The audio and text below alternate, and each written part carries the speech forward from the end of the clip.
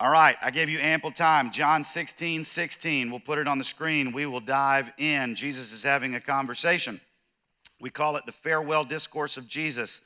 He's talking with his disciples. They would later be called apostles, kind of early fathers of faith. And he's having this conversation because he knows the cross is coming, and he's talking with them, and he's giving some final bits of instruction. And some of it is weird. Some of it is confusing. Some of it is tense. It's heavy. He's told some of them, hey, here's what's going to happen. He told one of them he's going to deny him. He told another he's going to betray him.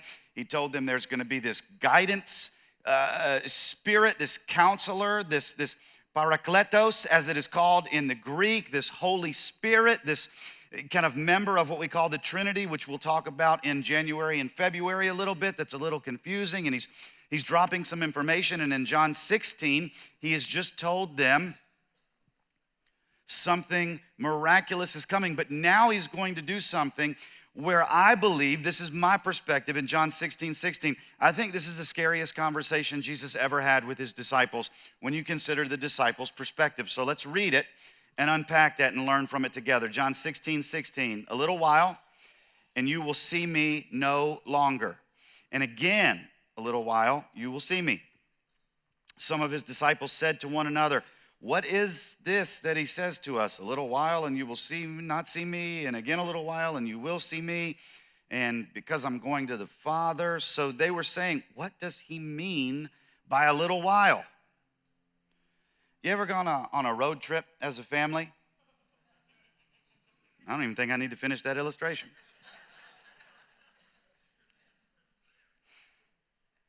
We do not know what he is talking about. Jesus knew that they wanted to ask him, so he said to them, is this what you are asking yourselves? What I meant by saying a little while and you will not see me, and again a little while and you will see me? Verse 20, truly, truly, I say to you, you will weep and lament. That's so encouraging. But the world will rejoice. And you're like, well, you're just adding insult to injury here, Jesus. You will be sorrowful. Great. But your sorrow will turn into joy. He likens it to giving birth. He says when a woman is giving birth, she has sorrow because her hour has come. But when she has delivered the baby, she no longer remembers the anguish for joy that a human being has been born into the world. So also you have sorrow now, but I will see you again. And your hearts will rejoice, and no one will take your joy from you. In that day you will ask nothing of me. Truly, truly, I say to you, whatever you ask of the Father in my name, he will give it to you. Until now, you have asked nothing in my name. Ask, and you will receive, that your joy may be full. Verse 25, let's go on. I have said these things to you in figures of speech. I think that was probably, if we're being sober-minded and not just precious momentsing figurines, our disciples, but seeing them as real people, I would imagine the disciples were pretty frustrated that Jesus often talked in figures of speech. Just tell me what you mean. We have figures of speech all the time. My son and I were watching a movie yesterday, and it was a guy from the South, and there's some Southern phrases that my kids, they were born in the South, but they've grown up in the Southwest. They're Californians, right? So they think they're better than me. It's a whole big thing. And they don't understand some Southern phrases. And the guy on the movie was like, oh man, we were falling apart like a wet taco. And Silas was like, what does that mean? I was like, you don't know, dude. You eat good tacos out here. We didn't have that. You don't know. You imagine being the disciples, and Jesus is saying things like, I am the bread of life. And they're like, enough with this. I don't understand what you mean. But you can imagine, it's Jesus, so they're soaking it up. And he tells them, this is kind of that moment. They're like, for years we have watched you do things and say things that we were all trying to kind of interpret. And he says, I have said these things, the hour is come and coming, when I will no longer speak to you in figures of speech, but I will tell you plainly about the Father.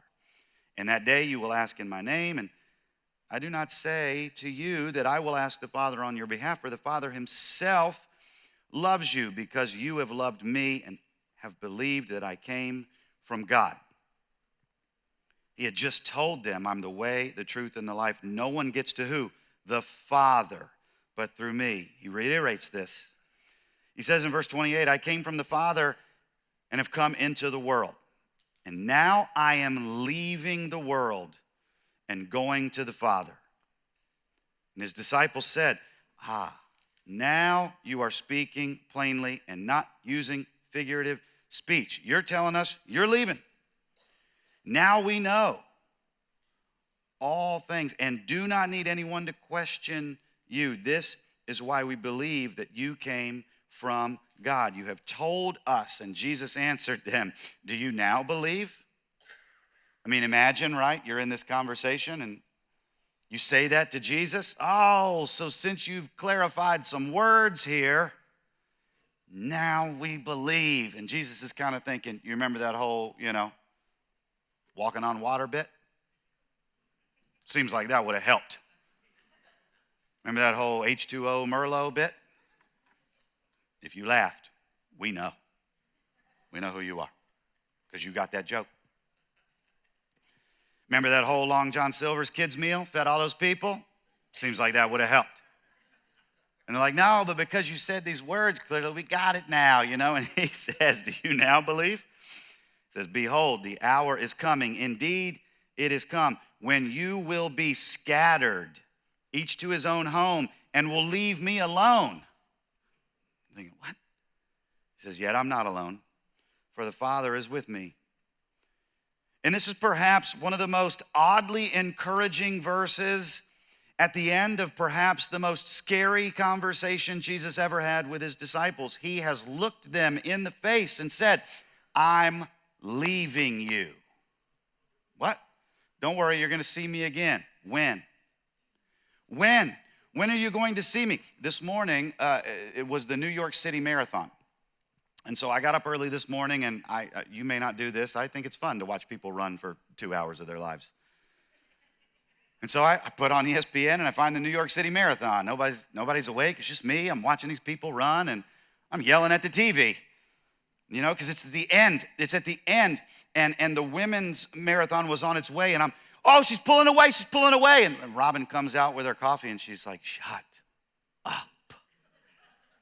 In case you want to know what it's like Sunday morning in the Smith house. But then you can see the men are further behind. The women had started earlier, and you're looking, and they got the mile tracker on the screen. And I wonder, a marathon is 26.2 miles.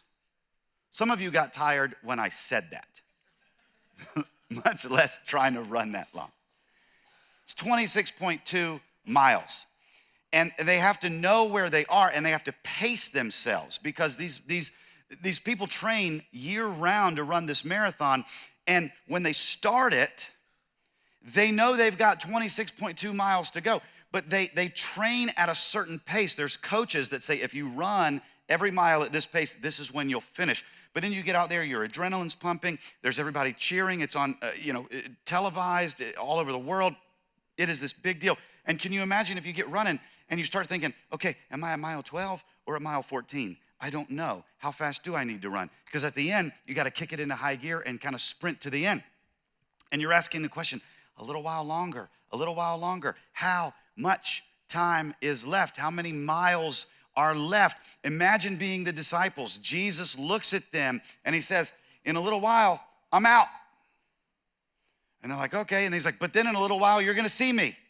And they're thinking, that's as clear as mud. We do that with our kids sometimes. Hey, can we do this? Yeah, later. What's later mean? Later. It can mean 20 minutes. It can mean when you graduate high school. I don't know. We'll see. Ask me later. Sometimes God does that, right? He kind of says, hey, trust my timing. And you're like, that's awesome. Do you mind telling me when that is? And he goes, later. In a little while. And Jesus says it to them. And then he just flat out tells them, okay, look, I've spoken figures of speech. But now I am leaving the world. And they're thinking, but you came to rescue the world. You can't leave it. Their hope and their trust was in Jesus because they had seen him. We joke about the water to wine and the walking on water to prove a point inside of a message, but they had seen him heal people. They saw Lazarus walk out of the tomb. They saw the man who had been born blind see. They saw the man who had been born an invalid and couldn't walk. They saw people healed. They saw people with leprosy healed. Jesus was their hope, and he told them, follow me, follow me. I'm the hope of the world. I'm the light of the world. And they're following. They've given everything. They've left families. They've left vocations. They've given everything. And now Jesus says, the very world I came to save, I'm leaving it. Can you imagine how terrified these disciples would have been? They're even in the conversation where you've got Jesus telling them these things. A little while, you'll see me no longer. And again, then you'll see me. And then some of them, you can imagine the conversation, the disciples, as John records it, it seems like they were audibly communicating with each other. As Jesus sits there, he's talking to them. Hey, you're going to see me, not see me. And they're kind of like, what is he talking? Like, what does he say? What does he do? And you can see Jesus just kind of reading the room, right? And he's like, I know you guys want to ask me this question. You know I know, right? Jesus, you're even saying it out loud. I already know. But it's almost a little uncomfortable because they're like, why? What is he talking? And again, some of them, right, are maybe a little smarter. I mean, you think about it. This is kind of a motley crew of disciples. You got somebody like Peter who would later cut a guy's ear off, who was brash, but he walked on the water with Jesus. And so you're kind of thinking, all right, Peter, you got some influence, but we don't know that necessarily you're the most educated. So do you know what he's talking about? So they go over to maybe, somebody, who's been in like finance. And they're like, hey, you seem a little bit educated. You didn't walk on water, but do you know? They kind of look at each other. He seems to really like you. Oh, you guys, okay, but you helped with the loaves and the fishes. Do you know? And kind of, what is he talking about? And Jesus, even in the moment, says, look, I know you want to ask me. Here's what it is. Here's what it is. But I'm going to leave. But don't worry, you're going to see me again. And they do not know what to do with that. They don't know what to do with that. They're nervous. They're scared, as they should be. They've been following Jesus. He's their hope. Jesus knew the cross was coming before the day was over, but they don't. So Jesus is talking with them. In the chronology of the story here, the cross is coming, end of day for Jesus here, and yet he's still embodying this peace, and he does it with this verse, John 16:33, that inside of this perhaps scariest conversation Jesus has with his disciples, hey, your hope is here, I've come to rescue the world, and I am leaving the world. And they don't know what's coming, he does. He then looks at them and says this in verse 33, I have said these things to you, that in me you may have, what's that word? Peace. In the world you will have tribulation, but take heart, I have overcome the world. It's one of the most powerful phrases ever uttered inside of perhaps the scariest conversation Jesus had with his early followers when he tells them, I'm leaving. You're going to see me again, but I'm leaving. I'm going to the Father. And also, I'm just going to shoot straight with you guys. You're going to have problems. But take heart. I have overcome the world. You know what's interesting? Jesus embodies peace here. He says, in me you will have peace. You may have peace.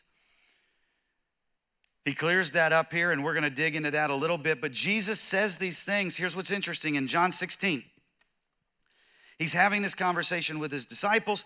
He's instructing them. He's encouraging them. He's challenging them. Now he is talking plainly to them and saying, here's what's going to happen. But he doesn't tell them the final act of the show. He doesn't tell them that he's going to the cross. He doesn't tell them they're going to grieve and mourn and be scared. He doesn't tell them the tomb will be empty on resurrection day. He does not tell them they will be witnessed to by these, what we believe are angels at the tomb that even speak to these women who come and tell them the tomb is empty. He doesn't tell them that a few of them are going to run out there. They're going to not see him in there. He doesn't tell them that he's going to appear to them. He doesn't tell them he's going to come back and actually walk with them, instruct them. He doesn't tell them that he's going to show them where the nails pierced him. He doesn't tell them any of this. He just says, I'm leaving, I'm going to the Father, but you'll see me again. And also, it's going to be hard. But take heart. I've overcome the world. And while he is saying this, Jesus, knowing the cross is coming, he knows in the next chapter, you're going to read in verse 17 and 18, he's going to be praying for them in chapters 17 and 18, I should say, and he's going to be betrayed. And here's what's interesting. Jesus, as he has this conversation in John 16, you know what is simultaneously happening in time? If you can play one of those movies out in your mind where it has a scene and then it cuts to another scene and they're going on at the same time. There's a corresponding relationship between what's happening here and what's happening here. Jesus, as he just tells them, in me you may have peace. You're going to have tribulation. Take heart. I've overcome the world. At the very same time he is saying these words, offering peace. There is one who is plotting with his enemies and betraying him to have him arrested. At the very same time, Jesus, knowing this, still tells these men who are following him, I've said these things to you that in me you may have peace. In the world you will have tribulation. But take heart, I have overcome the world. What a Jesus thing to say. He doesn't say, in the world, you will have tribulation. But take heart, I've overcome those tribulations. What does he say?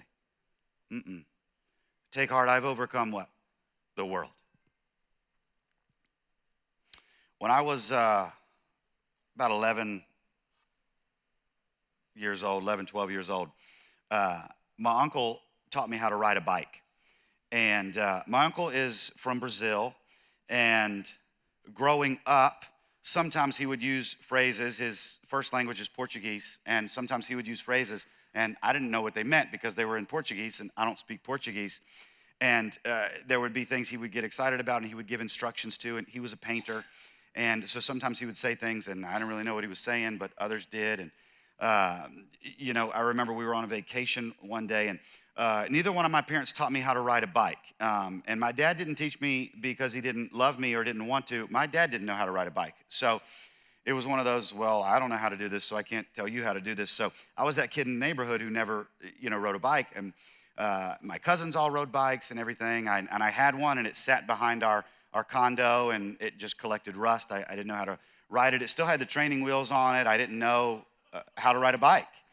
And so my uncle, one year, we were on a vacation together as an entire family. And, my cousins were riding their bikes. And he said, Scott, I want to teach you how to ride a bike. And I was like, all right, great. I don't know how to ride a bike. And he looked at me, he goes, the best way to learn how to ride a bike is to ride a bike. And I thought, I don't know that I like where we're going here. And and again, I'm locked in. Man, when I've been on a bike, it's been with training wheels.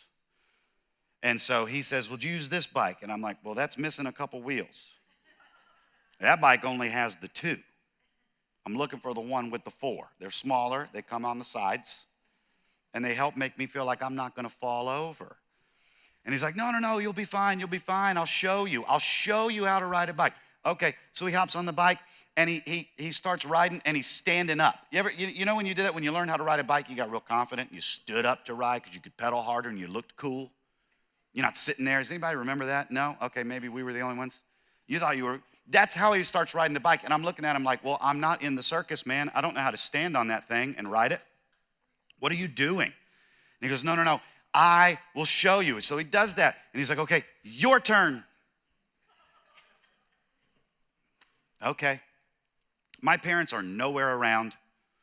It's just me, my cousins, my uncle, who was so excited, and he puts me on this thing, and he's so gentle. He's like, here's what you, just do this. And he starts kind of walking me in a circle. You know what I mean?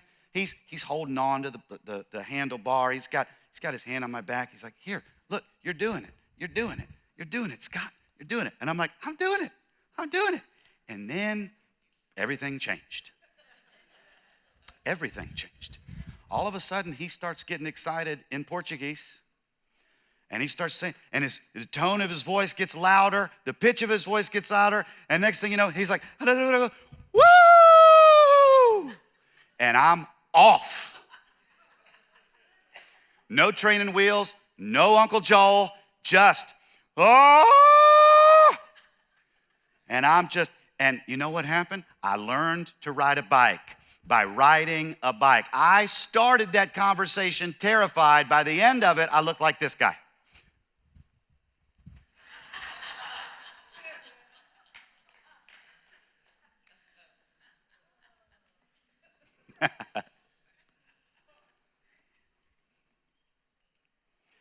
I think sometimes God says, hey, I'm going to teach you how to ride a bike. And you're like, great.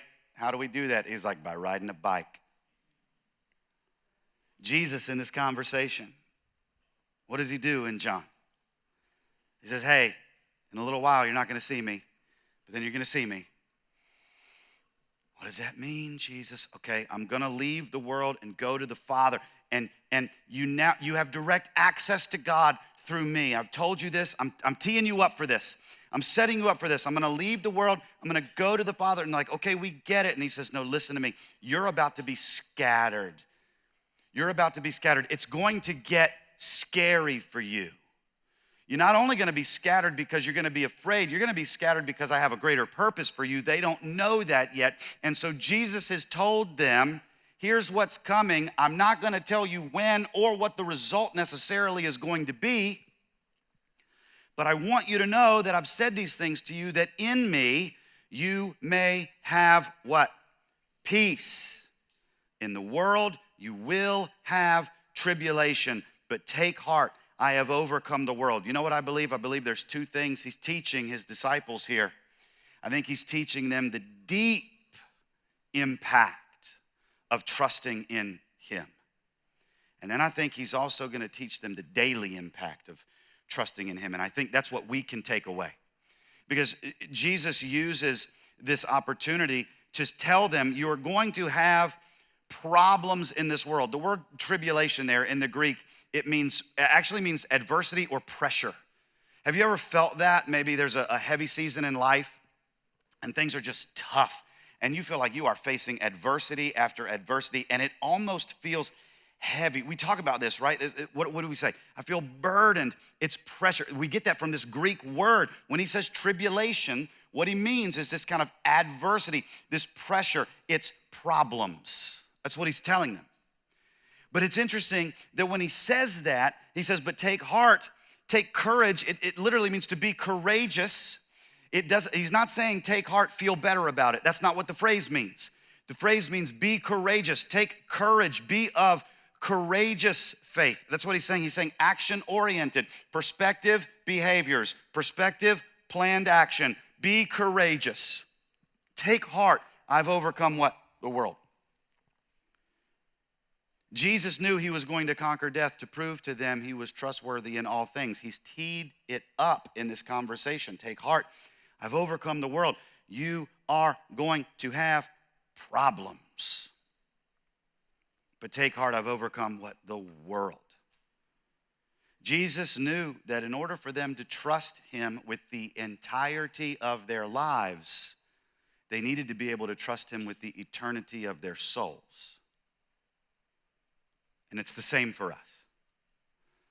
God, I want to trust you in all seasons and all situations so that my joy might be complete. Joy is the supernatural encouragement we get when we choose to trust God in all seasons and all situations. Jesus teased that up in this conversation. And Jesus knows in order for us to trust him in the everyday, we need to know that we can trust him with the eternal destination of our very soul. That the very thing our soul is longing for, hope, peace, rest, fullness, that we chase everywhere else. We look for joy in all the wrong places. We look for peace in all the wrong places. We look to things we think are going to satisfy our soul. They never do. Stuff never does. And so Jesus, knowing that he is calling his followers to what? What did we say weeks ago? If you love me, you will what? Keep my commandments. Jesus knows if you're going to follow me on the everyday, you're going to need to know that the eternal is secured. Because consider this for a moment. How difficult it might be to trust Jesus in all situations and in all seasons if Jesus doesn't go to the cross and conquer death through the empty tomb. Because then it's words from maybe a prophetic, inspiring figure who said and did some miraculous things, but he didn't conquer death. He didn't pay the price to make a way to God the Father. He didn't have the power to do that. Imagine how hard it would be to trust Jesus. But Jesus says, I'm leaving, I'm going to the Father. I am from the Father. I and the Father are one. He has said this, take heart, I've overcome the world. He's setting them up to know when they see the empty tomb and they see Jesus again as he promised them they would. Now they remember, take heart, I have overcome the world. That's right. This is Jesus who conquered death, who made a way. Salvation is here through Jesus. The eternity of our soul is secured by grace through faith. Jesus, the Christ, Son of God. In order for us to trust Jesus with the entirety of our lives, we need to know we can trust Jesus with the eternity of our soul. And Jesus teased that up for his disciples here. That is the deep impact of trusting in God that Jesus teaches. And now the daily impact, because what does he say? He says, in this world, you will have tribulation. Again, tribulation meaning pressure, adversity, problems. You know what Jesus says here? This is interesting, and I find this very interesting because I think for a lot of us, it's where we're going to get practical here. This is our kind of tangible takeaway conversation this morning. Maybe for some of us, like we celebrated earlier before service, those who have come to faith in Jesus, maybe somebody in the room or someone watching online has been tuning in and you're not there in your faith in Jesus the Christ as salvation for your soul. And maybe that's the takeaway for you today, that Jesus made a way, that by grace through faith in Jesus Christ, Son of God, conquered death, paid the price we should have paid, died the death we should have died. And by putting your faith in Jesus Christ, that you would know God through relationship, faith in Jesus the Christ. Maybe that's the takeaway for you. I think for many of us here in the room and online, how we get practical and lace up our shoes is this kind of daily impact of what it means to trust in God. Because Jesus promises something and then offers something here. And it's a little different than what you might think. Because if you read in verse 33, I have said these things to you that in me you may have peace. In the world you will have tribulation. But take heart, I have overcome the world. You know what Jesus says here? Peace is offered. Problems are promised. Peace is offered. Problems are promised. But when you think about it, peace isn't necessary if problems don't exist. If there are no problems, there's no need for peace. There's no yearning for it. There's no searching for peace if problems aren't the reality. And Jesus, in his loving honesty with this conversation in this setting as he's going to the cross, at the end of the day this is happening, and he looks at him and says, hey, here's what you can take to the bank. Problems are going to be in your life. But in me, you may have peace. Here's where our theological perspective shapes our steps. What some in academic circles call practical theology or applied theology. How do we take what we believe about God, what we believe about Jesus, and do something with it? Well, that in me you may have peace. Problems are promised. Peace is offered. So how do we have peace? In Jesus. Now here's what this means. He doesn't say, hey, feel better about the problem, and I'm going to take care of the problem. No, he doesn't say that. He doesn't say, but don't worry, I'm going to go ahead and take care of all this, and you're not going to need to respond to any of it. He doesn't say that. He says, take heart, be courageous. I've overcome the world. I've secured your eternal destination by faith in me. I will conquer all, so you can trust me. But if you want the peace that's offered in me, you may have peace. What does that mean? It means that peace will only come when we are surrendered to Jesus. Problems are promised. Peace is offered. But peace is not something that we are able to produce on our own the way we often want.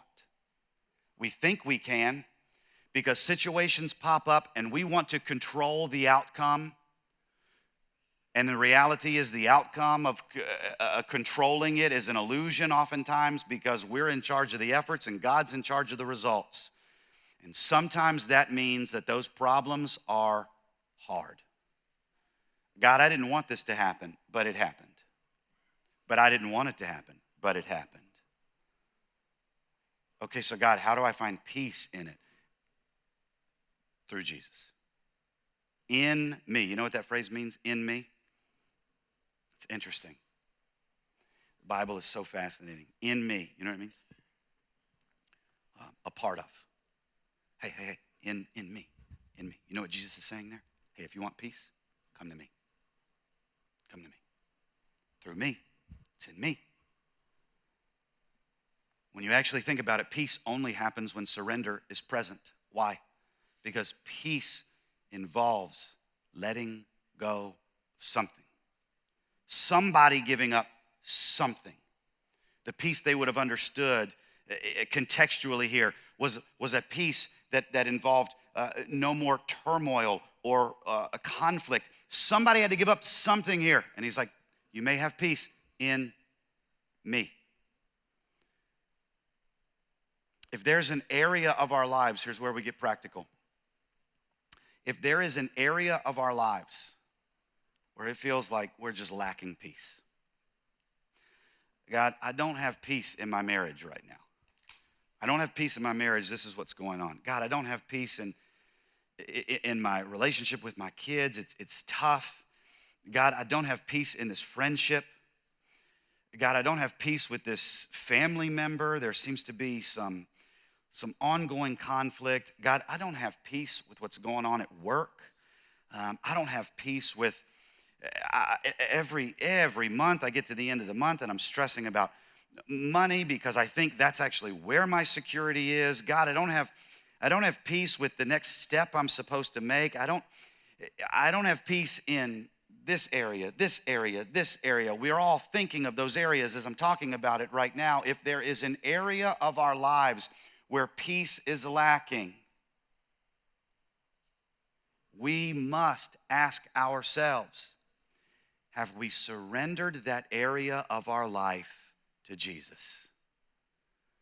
If there is an area in your life where you are lacking peace, ask yourself, is that area surrendered to God? Paul talks about it in letters to churches in Rome and Ephesus, how this peace of God will be available to you, but it always comes when you follow God's way. I've learned this in my short time on this earth, and it's right here. You try to produce peace on your own, going your own way, you never find it. Because the peace that Jesus is talking about here is it's not able to be formed by our own fashion. God, if I get enough, I'll feel at peace. God, if I do enough, I'll feel at peace. If I have this many friends, I'll feel at peace. If I have this much success, I will feel at peace. And here's what we do. And I think it's one of the powerful things about John 16, specifically 16:33, take heart, I've overcome the world. Here's what we do. As followers of Jesus, what we will say is God, I will trust you with the eternity of my soul. I will trust you with this, but I have a real hard time trusting you with the everyday things of life. No, God, I believe you made a way. You made a way so that I can know you. I am saved. I have salvation through Jesus the Christ. Yes. God, I believe that. And we will trust God with the eternity of our very soul. And then God says, but do you trust me in your marriage? Do you trust me with your money? Do you trust me with your friendships? Do you trust me with your family? Do you trust me with your job? Do you trust me that forgiveness is better than bitterness? Do you trust me that generosity is better than selfishness? Do you trust me that service is actually a path to peace and fulfillment? Do you trust me that returning wrong with wrong is wrong? Do you trust me that, returning debt with debt leaves everybody in debt? Do you trust me that grace is better? Do you trust me that mercy is rich? Do you trust me that meekness points people to me? Do you trust me that my way for your purity is better? Do you trust me that my way is better? And we say, God, we will trust you with the highway to heaven, but we don't want to trust you with your way on this earth. What a challenging word. And perhaps the scariest conversation Jesus ever has. Hey, I'm going. You're going to see me again. I'm going to the Father. But take heart. Hey, problems. They're going to be there. But in me, you may have peace. Take heart. I've overcome the world. If we trust God with the eternity of our souls, will we trust him with the entirety of our lives? In me, you may have peace. Peace for your soul, faith in Jesus the Christ, the Son of God, made a way, died on that cross, raised to life, conquered death. By grace, through faith, you are saved. Peace for your soul. Peace for your steps only comes when we surrender those steps to Jesus. What area of our lives this week do we need to surrender to Jesus? Because we may indeed in him find the peace we're looking for when we trust God in every season and every situation. Pray with me. We'll wrap up in song before we linger in the lobby and connect with each other after service. God, thank you again for your word. I pray that your word is what's heard. I pray that as we look at it together, you teach us. And God, this is an all skate for all of us. We are all in the same boat in need of salvation. Those of us who have received it by faith in you, we praise you for that. Even within the last 72 hours, hearing stories of that. God, we thank you for that truth that we hold to, even as your church, God, knowing that you will continue to reach people with that gospel. And God, specifically this morning, as we look at the words of your son, Jesus, that in him we may have peace. God, that we would take heart, because it takes some courage to surrender things to you, because it's a little scary. We're comfortable with our way. So God, I pray that you give us the wisdom to surrender what we need to surrender to you in the everyday of our lives, and the courage to take those steps of faith, so that as we surrender those steps, in you we may have peace. We trust you with everything, God. The eternity of our soul and the entirety of our lives. Remind us, because that's not easy. Remind us of that as we even pour out in worship. Strengthen us with that truth so that it helps us lace up our shoes and live out our faith. It's in your name we pray. Amen. Thank you so much for joining us today at Sonrise Church. We hope this message encouraged you and blessed you. If one of the ways that you choose to worship with us here at Sonrise is by giving online, there's a link right here that you can follow and it'll take you to that payment portal. Everything that you donate helps not only go towards reaching people in the greater San Diego area, but also all around the world through our ministry partners. If you want to get further connected, whether in person or online, you can email this email right here, and either myself or one of our team members will be there to answer it and help you get connected in any way that you need. Thank you so much for joining us, and we'll see you next week.